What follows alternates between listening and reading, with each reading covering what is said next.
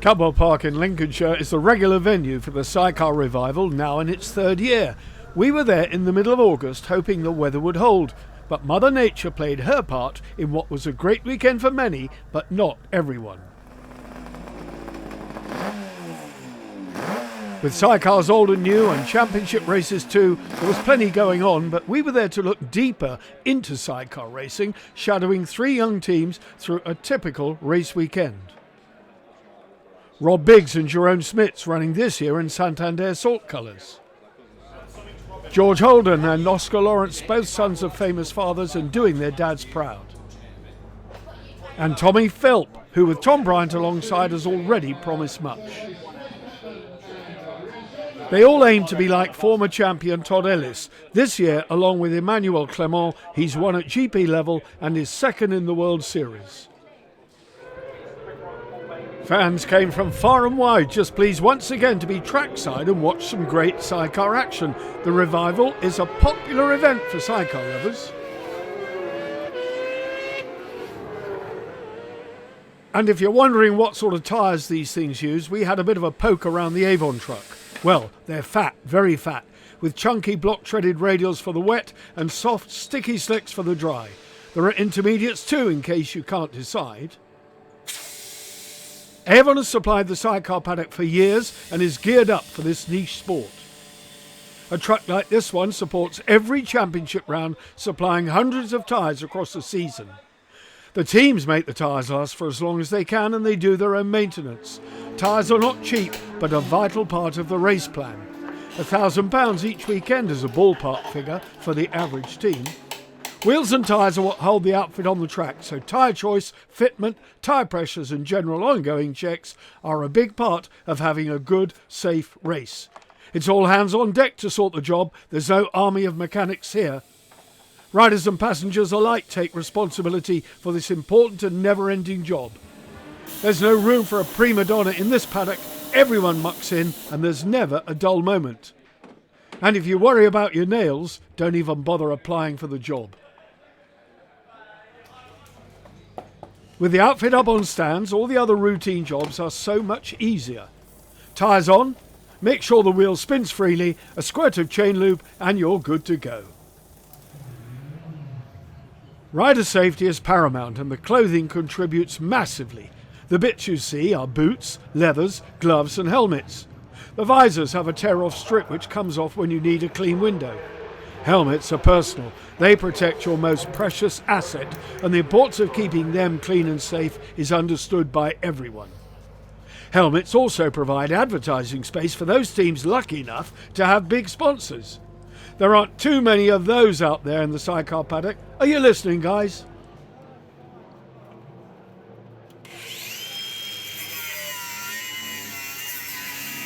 A knee slider is adapted to another use.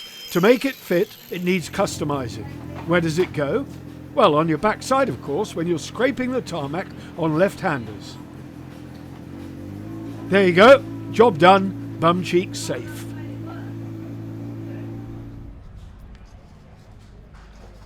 Our three teams are busy preparing for qualifying. Time for all those last-minute checks to make sure everything is where it should be and nothing can go wrong.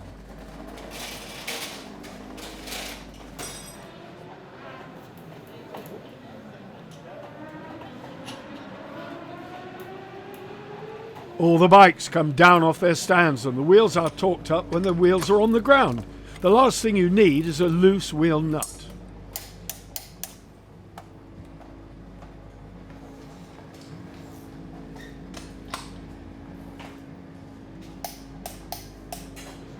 Finally, the bodywork goes on and all the clever engineering is hidden under a sleek aerodynamic skin.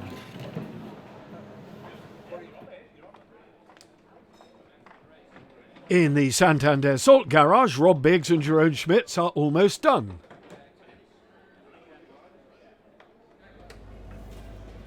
Young Oscar Lawrence slips carefully into his leathers.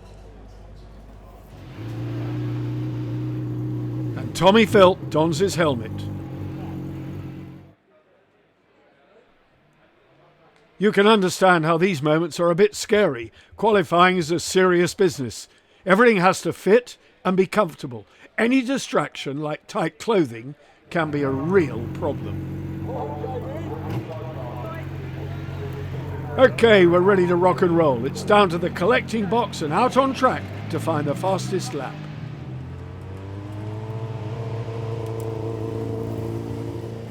They'll all have done free practice, so the track is not new to them. Team members watch and wait with live timing up on their smartphones. They know exactly how their boys and girls are doing. George Holden and Oscar Lawrence pushed their Suzuki to a very respectable 8th fastest. Just take a moment to watch how this young team work together in their first full season at this level.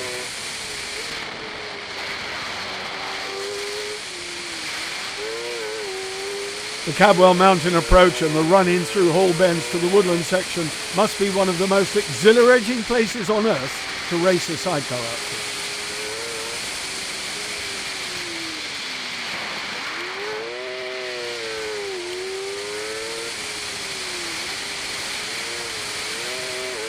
Barn corner, and it's back on the start-finish straight for another lap.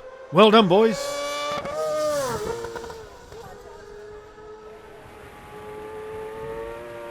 Rob Biggs and Jerome Smits were having a good day too. Through the gooseneck and down to Mansfield, they looked very together and smooth. And they were on their way to 5th fastest. Rob's Dutch passenger commutes to every round and work well together. Getting along socially is a really important aspect of the teamwork. Let's see what they make of the woodland section.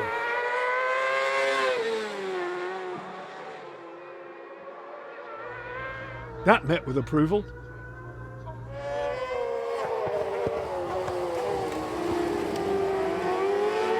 Tommy Philp and Tom Bryant posted a really quick time to go third. They've been something of a revelation this year and definitely a team to watch for the future.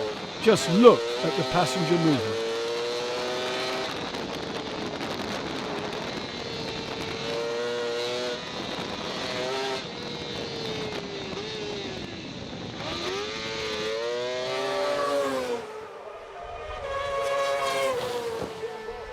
But even the best get it wrong sometimes. Towards the end of qualifying, just when Tom Bryant was expecting a left into the paddock area, Tommy Philp continued right and over the mountain, dumping his passenger in the road.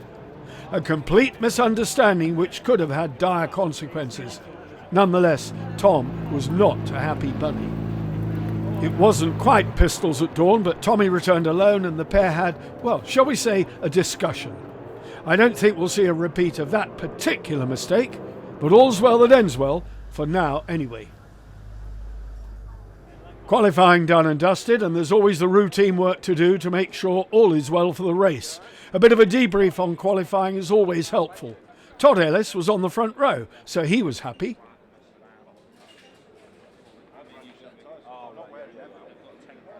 This is also a time for the teams to sit down and chat about what went right or what went wrong. Our number 5 team, Biggs and Schmitz, don't have much to talk about seemingly, so we hope all is okay with them. Come on boys, smile. Todd Ellis's passenger Emmanuel looks pensive too. Ah, that's more like it. Well done, fellas. Charlie Richardson, championship-winning passenger, works on the finer detail. While life in the paddock gets lively ahead of race 1. Biggsy is off to get ready.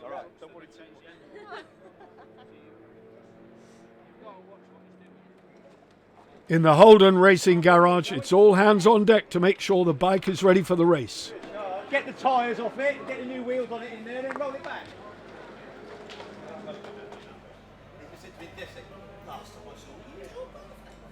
Rick Lawrence, himself a British Championship passenger, is proud to be involved as his son takes those familiar steps on the road to a successful sidecar career.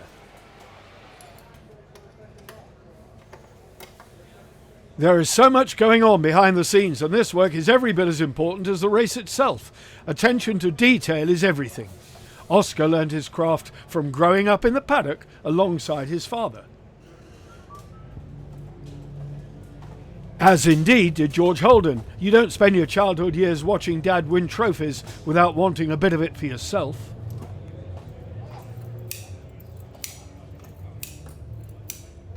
Lock wiring nuts and bolts in second nature to these guys. The last thing you need is something coming adrift. And there's always the cleaning and polishing. The more time you spend fussing and finishing off, the more likely you are to spot a problem.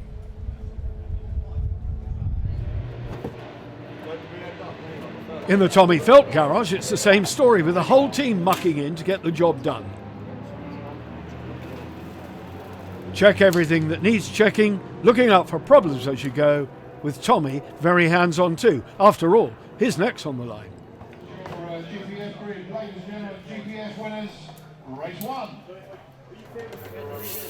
These racing sidecar outfits are a work of art, and cleanliness is all part of essential maintenance. A fine air jet gets in all the fiddly places and blows out any grit or road dirt. A stray stone jammed in the controls could cause havoc. You don't need that. Then it's off down to the holding area to get ready for race one and for spectators to find the best vantage point. George and Oscar are keen as mustard and in place down there at the front of the queue. George gets a hug from his dad. Is that to say, just stay behind me, young fella, my lad? Former world champions Ben and Tom Birchall are the benchmark in this race if qualifying was anything to go by. Our three teams are ready to go, so they head off to the start line for the opening race. A few nerves? Definitely. Wouldn't you? Even the fans felt it. Our three teams down at the start line for race one. Remember, they qualified 3rd, 5th and 8th. Philp and Bryant getting the warm send-off, I think, from their partners. Biggs and Schmitz ready to go 5th fastest. And young George Holden at 8th. When the lights went, it was Ben and Tom Birchall rocketing away. And again, we saw the qualifying battle. We got Holland in there on the back of Biggs and Schmitz. So Rob Biggs got away pretty well. Ben Holland got away well too. And these two crews were to fight pretty much tooth and nail throughout the weekend here at Cadwell Park. Ben Holland somewhat reinvigorated with Tom Christie, and our crew, Biggs and Schmitz, doing an absolutely great job showing us just how well the passengers move. Into the woodland section they went. John Holden in there as well. Lewis Blackstock running at the front with Tommy Philp and Tom Bryant close behind. Philp and Bryant having had their qualifying upset, putting it together very well, running in 4th place in this race. Out in front it was Birchall with Ellis and Clement, then it was Blackstock, and this was the battle for 3rd place. George Holden and Oscar Lawrence going strongly, but having a lonely race further down the order, but still nonetheless very much in the hunt. If you just watch how these young guys struck their stuff here at Cadwell Park, you can see that they have a bright future ahead of them. Number 93 crew looking very composed through the chicane, heading towards the bottom of the mountain. Ben and Tom Birchall took victory in race one. It was a good result for them, the Hayth Honda going well. But there was a problem for Tommy Philp. He staggered off the outfit, and it transpired that he had burned his legs very, very badly. A bucket of water helped, so drama already for these boys. That isn't really beer in there, but cold water helping to ease the pain from the burns. It's like right up, look, up to here and that.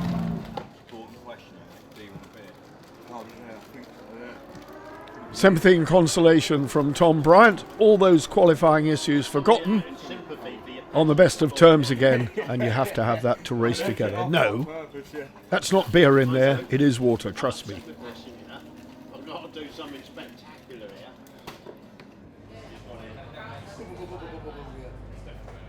Well, first race done and dusted. Everyone looking at the times, analysing what they could have done better. George Holden, Oscar Lawrence fairly convinced they could have done better, and will certainly try next time.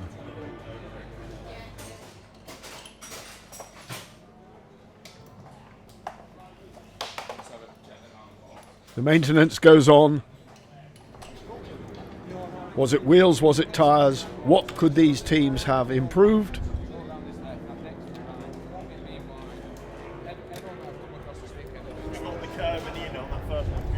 Now we're analysing where we're going to get it right next time.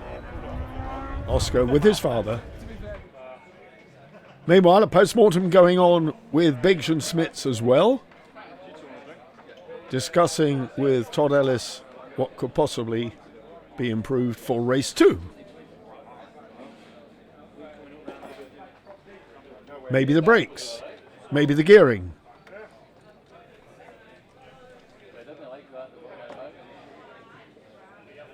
As we said, the work never ever stops. And a bit of head scratching for Rob Biggs as well. It'll cope. I'll cope till the end of the year. I can feel it going, but tomorrow it's only 2 extra laps in it, so it'll be fine. The only way I can do, I can't put yeah. Then the heavens open. That will put a completely different complex on the rest of the proceedings. And as the day drew to a close at Cadwell Park, the clouds closed in. 2 races for them to do tomorrow. Sunday dawned with a stiff breeze. The spectators had flooded in. A lot of support at the Cadwell revival. And how were our crews faring? Rob Biggs still busy on the tools. 175 at least. You all right, mate? Yeah, fine, mate. Yeah. Not so much. Yeah, all right, yeah. Good result, you have to do. Just try harder. Just try harder, says Rob. Well, everyone in the same position here, but the conditions, of course, very, very difficult now. Heavy overnight rain, and it will be a difficult track and a different Cadwell Park when they take to it. A bit of a late start for George and Oscar. Up goes the awning, and their bike wheeled in, ready for the pre-race maintenance. There were 2 races ahead of these boys on Sunday. Bit of fine-tuning went on with regard to the carbon fibre. Maybe the fairing wasn't sitting quite correctly, or the wheel arch didn't fit. Whatever it was, needed to be changed. They're flicking off again after, so it doesn't matter. Yeah. They're coming back the other way again, so just let it float. Just go on how close that is. The same thing. I can just put it where I wanted to let it. Yeah. Few tips from father for Oscar. Rick Lawrence, of course. He and Roger Lovelock, champions in this series in 2009. Skies cleared a little bit, and now we get an explanation from Bill Philp. What's happening is this is the heat tunnel, which sits like that as he's going along. So right foot, left foot, as you can see, left foot's burning through, right foot's getting hot. And actually, if you look at the casing, the whole casing, it's getting so hot, it's blistering and bubbling. Needing insulation now, extra insulation, a bit more thickness on that tunnel which goes over the exhaust. So the heat that affected Tommy Philp should be minimised this time out. One less thing for them to worry about. He looks happy enough as he looked at his times. Job done. Tunnel goes into place. So it goes across the top. Sorry, Bob. That's all right. That sticks over that exhaust there, which is obviously getting rid of. That's where it goes. Leathers go over the boots, so there should not be an overheating problem this time. Tom Bryant gets himself ready. This crew then looking for a podium, possibly this time out, but conditions are very different. In the Biggs and Schmitz camp, gloves are going on. Everybody ready for the off then for race 2, and once again our intrepid 3 crews will take to the track.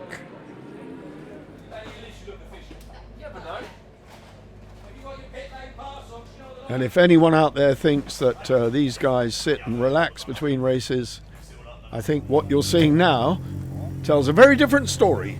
It's non-stop action and a very, very busy weekend.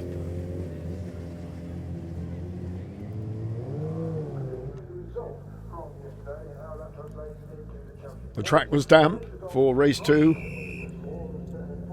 and weather unpredictable. In fact, the track was greasy, and as you will see, it led to all sorts of mayhem. Clouds were heavy. The track was damp. The lights went out and away they went, with Ben, Tom Birchall and Todd Ellis and Emmanuel Clement pushing hard on the opening lap. Again, Ben Holland and Tom Christie were on the back of our number 5 crew. Round the back, and then this drama unfolded as they dropped down through the gooseneck. At Chris Curve now, just look ahead of you and you can see. Riding now with Tommy Philp, the crews in front went straight on. Tommy Philp had no choice but to go on the grass. Huge impact. That was dramatic stuff, and he was hurt.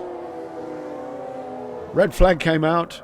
Tommy Philp was in actual fact treated at the scene and then helicoptered to hospital with fairly significant injuries, among them punctured lung and rib damage. They were a little concerned about his back, and look at the state the outfit came back in. Every picture tells a story, and that tells a very big story indeed. But I am happy to report that Tommy Philp already is on the good road to recovery. He suffered punctured lungs, was sedated for quite a long period, but is on the mend and will be back. And the thoughts of everyone in the Sidecar paddock went with him in that helicopter as they took him off for further examination. The restart then, with everyone feeling just a little bit subdued, because at that moment in time they did not know the outcome with Tommy Philp. We are able to report it now, but race 2 restarted, and again, with spray coming from those big treaded tyres, Birchall made the run. And once again, Ben Holland and Tom Christie found themselves on the back of our number 5 crew, Biggs and Schmitz, this time making a bid to go past. Rob Biggs then having to settle for second best as Ben Holland and Tom Christie headed off on this very, very damp track. John Holden just ahead of his son George. So the two Holdens were locked together in combat in this race. And it was going to be very interesting as John got it wrong. George went alongside, and goodness me, the youngster precociously went by his father. First time that George had passed his father in open combat, and he was to stay there. Meanwhile at the front, Todd Ellis and Emmanuel Clement went underneath the race leaders, Ben and Tom Birchall, to assume control, and they were to actually stay there and head Ben and Tom Birchall home, the wet track being the leveller in these very difficult conditions. So one race apiece, Birchall and Ellis claimed so far. Look at the smile on George Holden's face, feeling very cocksure. I beat John. Well, what's John got to say about it? Not a happy bunny, but it's family. Come on. So, lots of work. These outfits have a foam cell which contains the fuel, so it's not like an empty tank where the fuel sloshes around. It's a foam cell which becomes saturated, and it's best to have plenty in there. Tyre choice, I think, fairly done and dusted now. The skies had not really cleared. There had been intermittent rain. There was no sun to dry up the track, so a few minute adjustments. We now know, of course, that Tommy Philp safely in hospital on the mend, so the focus now on our two remaining crews, 93 George Holden, Oscar Lawrence, and the number 5 crew of Rob Biggs and Jerome Schmitz. The main question in the paddock: would Todd Ellis and Emmanuel Clement be able to put another one over Ben and Tom Birchall? Todd Ellis very focused and very well aware that on a very dry track his Yamaha did not have the legs for the Birchall's Honda. Meanwhile, Biggs and Schmitz choosing their tyres.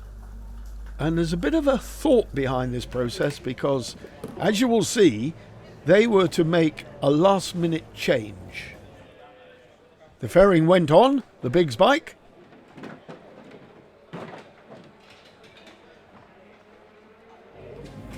Holden and Lawrence doing their last-minute adjustments, body movements to make sure everything's supple, no restrictions.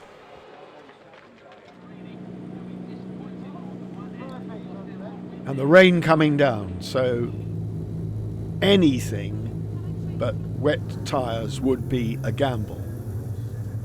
However, as the crews made their way to the start, with standing water already evident on parts of the track, and the rain still falling, Rob Biggs and Jerome Schmitz were to make a surprise diversion into pit lane to emerge on intermediate tyres. Everyone ready for this third and final race in the Cadwell Revival. And when the lights went, away they went again. Birchall's and Ellis side by side. This time Ellis once again slotting in behind Ben and Tom Birchall, but made his move much earlier, going in to Park Corner at the first turn and moving ahead of the Hayth Honda. But that gamble on intermediate tyres turned out to be an absolute catastrophe, as Rob Biggs and Jerome Schmitz found it absolutely impossible to steer the outfit. Their day was done.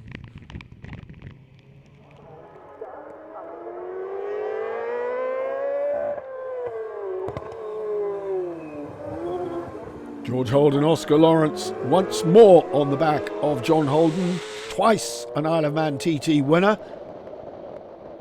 But this time, there was no way Dad was going to let his son pass, particularly as George spun out at the foot of the mountain, losing valuable time in several places.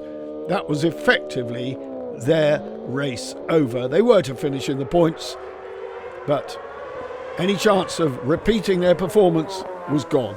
Ben and Tom Birchall trailing home Ellis and Clement, and the podium told the story. Blackstock and Rosny once again on the box.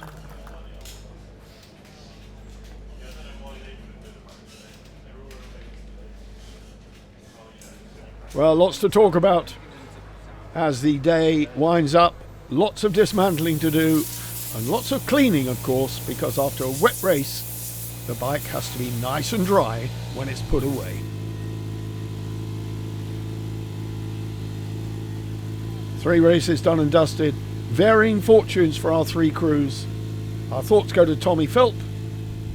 And the skies at the last minute cleared. But too late for these boys. Everything being packed away in the Rob Biggs and Jerome Schmitz camp. A few last minute chats as to what they could have done better. But all in all, a good day was had by all, with the exception of Tommy Philp, and we wish him well. Hope you enjoyed watching us here at the Cadwell Revival. These teams will be back, and so will we. The sun sets in Lincolnshire.